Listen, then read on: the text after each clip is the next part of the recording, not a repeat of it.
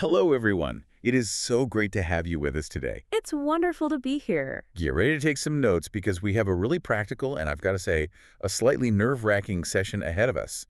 Welcome to the English Teacher Podcast. You're right about the nerves. Today, we are tackling a situation that makes even, native speakers sweat a little bit. Oh, absolutely. I think everyone has been there. You're hungry, you're excited, the plate hits the table, and something is just wrong. Exactly. Today, we're doing a deep dive into the restaurant, and specifically, the awkward art of sending food back to the kitchen. It's that moment of truth, right? Your food arrives and maybe it's cold or it's the wrong order. Or, and this is the worst case scenario from our source stories, the glass is dirty. Ugh, yeah. So what do you do? Do you just eat it and suffer in silence? Or do you actually say something? And I think for our listeners, that fear is doubled.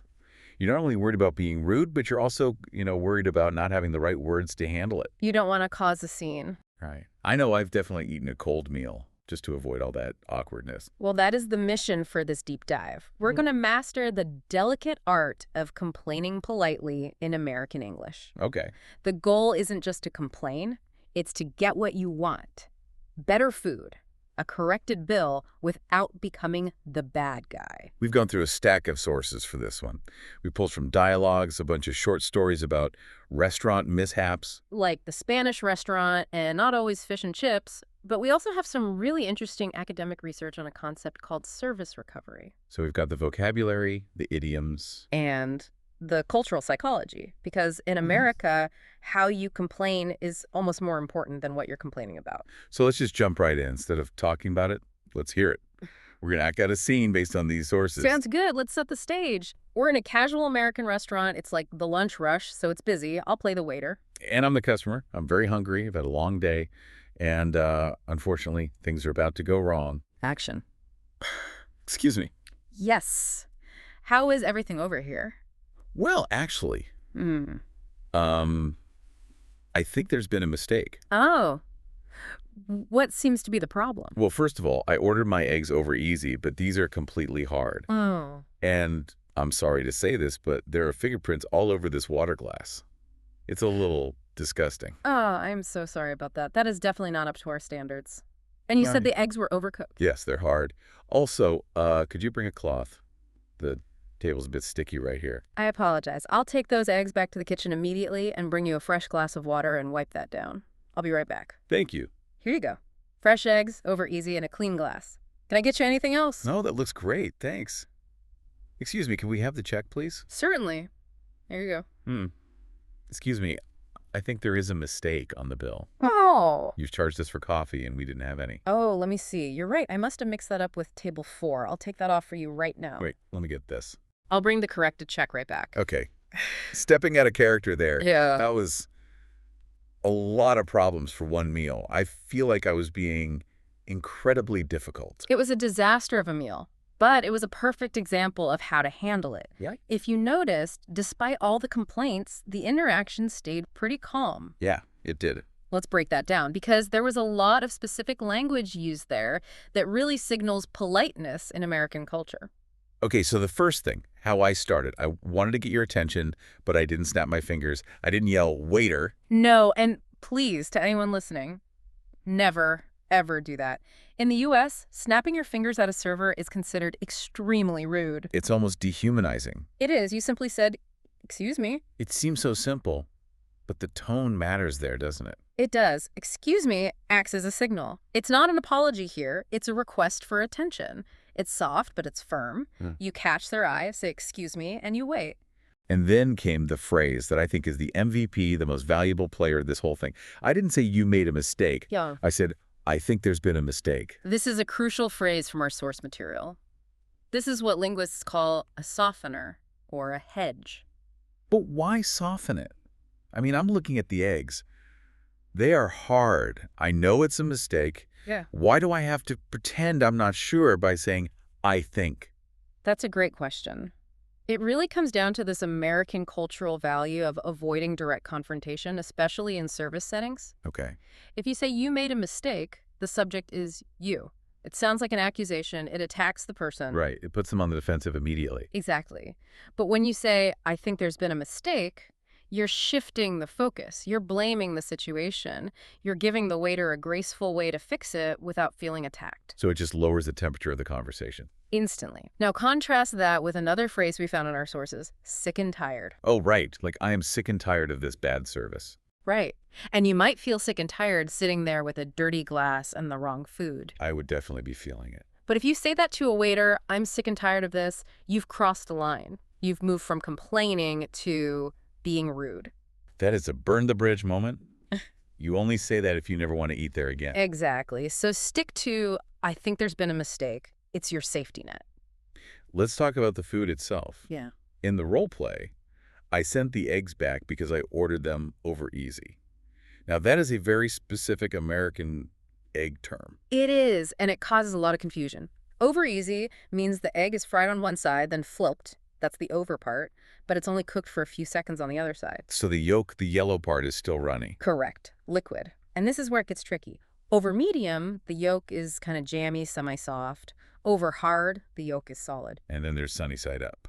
What's the difference there? Sunny side up is never flipped. Fried on one side only. Over easy is flipped but kept runny. And Americans are really particular about this. Incredibly specific. If you ask for over easy and the yolk is hard, you genuinely feel you did not get what you ordered. So I was justified in sending it back. 100%. Now let's look at the other problem, the glass. In the role play, I said it had fingerprints on it. Yep, this comes from one of the short stories we looked at, the Spanish restaurant. And I used the word disgusting. Now you said we need to be polite. Is disgusting too strong? It's on the border, but I think it plays a specific role here.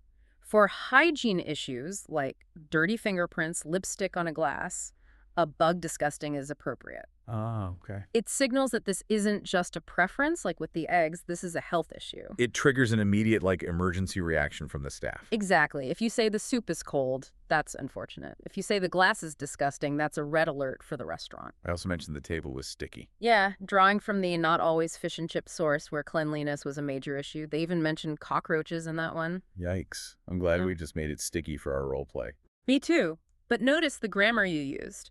You said, could you bring a cloth? Right, instead of bring me a cloth. And that's the key. Bring me. Sounds like a command. Could you? Sounds like a polite request. It's the magic key to good service. So we've complained about the eggs, the glass, the table. Mm-hmm.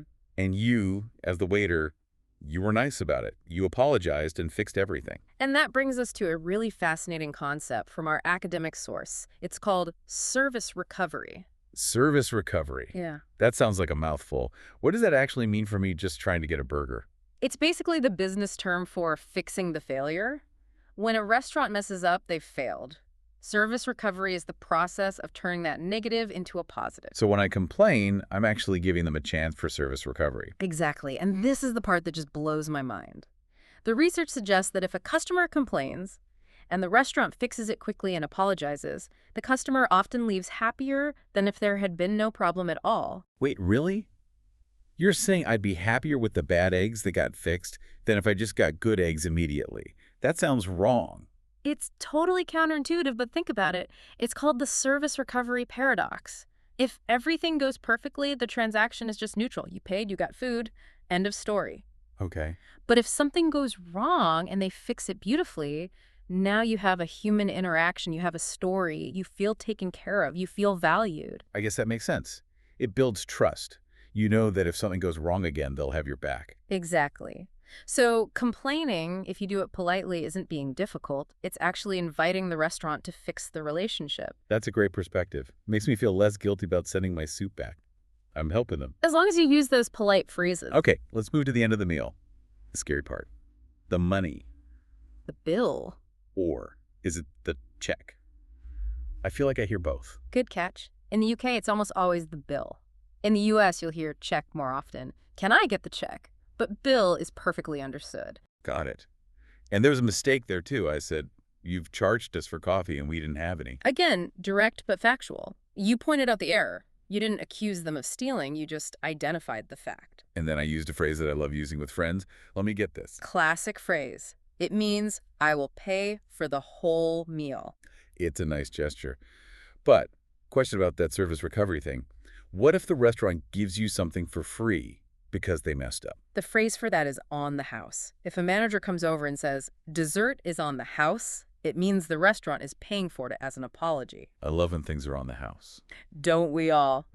But there's another idiom from the dialogues that fits here. Grab a bite.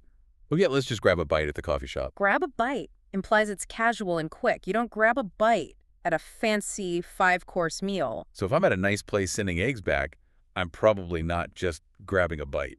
Probably not. You're dining out. The expectations are higher, so the politeness has to be higher too. I want to touch on manners again before we finish. Is sending food back considered bad manners? This is a huge source of anxiety. The answer is a hard no. It is not bad manners. It's part of the business transaction. But the way you ask determines the manners. 100%. If you shout, that's bad manners. If you say, excuse me, I think this is cold, that's good manners. It shows respect for yourself and the staff. And then there's tipping. This always confuses visitors to the U.S. It's a huge cultural landmine. Legally, a tip is voluntary. You won't get arrested if you don't pay it. But there's a big but here. But socially, it's basically mandatory. In the U.S., waiters rely on tips for their income. So here's the big question. If I sent the food back and the glass was dirty, do I still tip? This connects right back to service recovery. If the waiter ignored you or rolled their eyes, then maybe you reduce the tip. But in our role play, the waiter apologized and fixed everything immediately. So they did their job. They did. In fact, they worked harder because they had to run back to the kitchen for you. So yes, you should still tip. You tip for the service, and fixing a mistake is a lot of service. That makes sense. You don't punish the waiter for a kitchen mistake, especially if they fix it. Exactly. Separate the food from the service. Before we wrap up, I want to circle back to one grammar point. Check you later. Yes. Check you later. Can I say that to the waiter? Thanks for the eggs. Check you later. Definitely not. Please don't. That is extremely informal slang. So that's for friends only. Strictly for friends. For the waiter, stick to thank you or have a good night. You want to maintain that professional, friendly distance. Good advice.